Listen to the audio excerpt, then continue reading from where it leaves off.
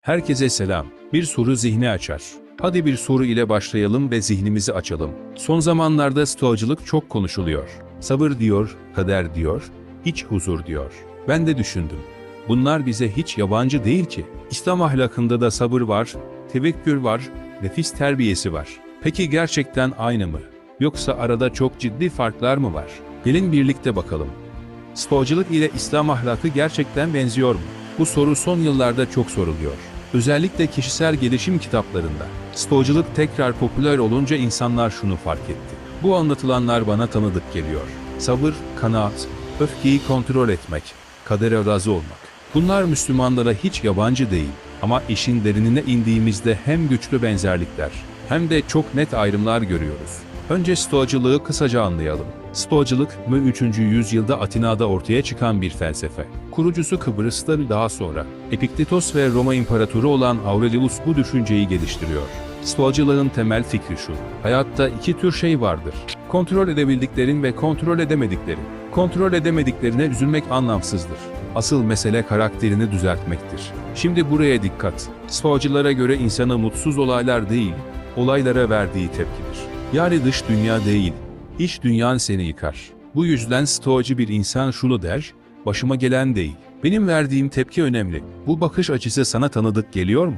İslam ahlakında da sabır merkezi bir kavramdır.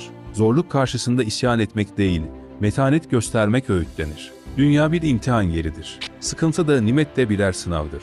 Burada stoacılık ile İslam arasında güçlü bir paralellik görüyoruz.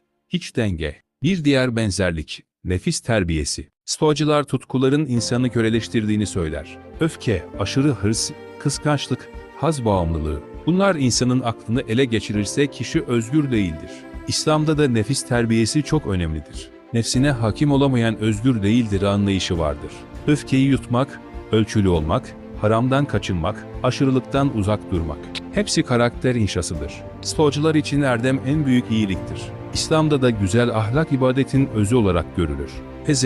Muhammed'in "ben güzel ahlakı tamamlamak için gönderildim" sözü bu noktada çok güçlüdür. Stoacılık da ahlakı merkeze alır. Zenginlik, şöhret, güç. Bunlar stoacı için ne iyi ne kötü şeylerdir. Asıl iyi olan erdemdir. Buraya kadar bakınca gerçekten ciddi bir benzerlik var diyebiliriz. Peki kader meselesi? Stoacılar evrende akılcı bir düzen olduğuna inanır. Buna logos derler. Her şey bu evrensel düzenin parçasıdır. Başına gelen kötü bir olay bile aslında bütünün içinde anlamlıdır. Bu yüzden stoacı kişi olması gereken oldu diyerek kabullenir. İslam'da da kader inancı vardır. Her şey Allah'ın bilgisi dahilindedir. İnsan elinden geleni yapar, sonucu Allah'a bırakır. Bu da tevekkül anlayışıdır. Ama burada önemli bir ayrım var. Stoacılıktaki düzen daha çok kozmik bir akıl anlayışıdır. Kişisel, dua edilen, merhamet bir tanrı anlayışı yoktur. İslam'da ise Allah kişisel bir varlıktır. Bilen, gören, irade sahibi olan, kullarıyla ilişki kuran bir Rab'dır. Yani benzer görünen kader anlayışı, temelde farklı bir inanç zemini üzerine oturur. En büyük fark şu noktada ortaya çıkıyor. Stoacılık bir felsefedir. İslam bir vahiy dinidir. Stoacı ahlak akla dayanır. İslam ahlakı vahiy ve peygamber örnekliğine dayanır. Stoacı olmak için bir ibadet sistemi yoktur. Namaz, oruç, zekat gibi pratikler yoktur. İslam'da ahlak ibadetten ayrı değildir. Namaz sadece ritüel değil, insanı kötülükten alıkoyması beklenen bir eğitimdir. Oruç sadece aç kalmak değil, nefsi disipline etmektir. Yani İslam'da ahlak, ibadetle beslenen bir yapıdır.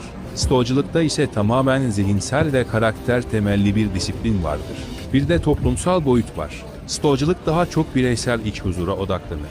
İslam ise hem bireysel hem toplumsal adaleti hedefler. Zekat sistemi, kul hakkı vurgusu, sosyal sorumluluk. Bunlar İslam'ın güçlü sosyal yönünü gösterir. Stoacı biri iyi bir insan olabilir. Ama İslam, iyi insan olmayı sistemli bir toplumsal yapı içinde konumlandırır.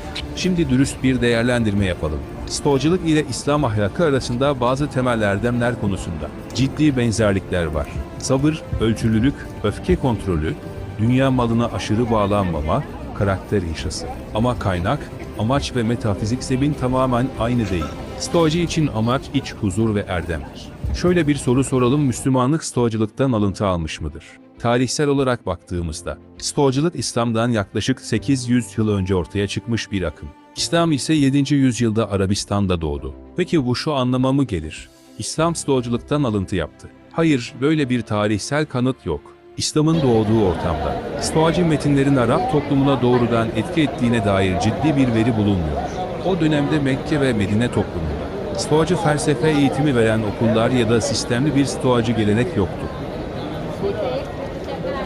Roma'da bir imparatorun kaleminden dökülen sözlerle, Arabistan'da inen vahyin bazı noktalarda kesişmesi. Bu sadece insan aklının ürünü mü, yoksa insan fıtratının ortak bir dili mi var? Yorumlarda fikrinizi mutlaka yazın.